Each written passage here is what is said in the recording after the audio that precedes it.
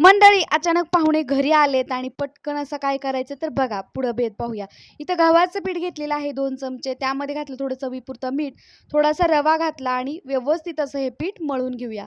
तर बघा, आवडत असेल तर तुम्ही तेल घाला.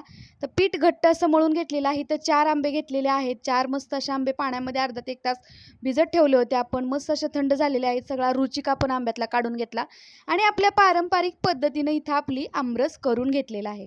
आमरस तर इथं मस्त असा तयार झालेला आहे. सगळ्या गाठी इथं फोडून घेतलेल्या आहेत. तर आमरस तयार झाला, फ्रीजमध्ये ठेवून द्यायचा. थोडीशी साखर आणि थोडंसं मीठ घालून व्यवस्थित मिक्स करून घ्यायचा आणि तयार झालेला आमरस आता फ्रीजमध्ये ठेवून द्यायचा. आता इथं कणिकसुद्धा भिजवून घेतलेली व्यवस्थित अशी भिजलेली आहे. आता बघा हिला व्यवस्थित मऊ करून घेऊया आणि याच्यातला एक छोटा गोळा काढून याच्या मस्त अशा टमटमीत पुऱ्या बनवून घेऊया. पुरी बघा किती टम्म फुगले. पुरी तयार झाली. बाकीच्या सुद्धा पुऱ्या अशाच तयार करून घ्यायच्या आणि बघा पाहुणे आल्यावर मस्त असा मेनू आहे. कशी वाटली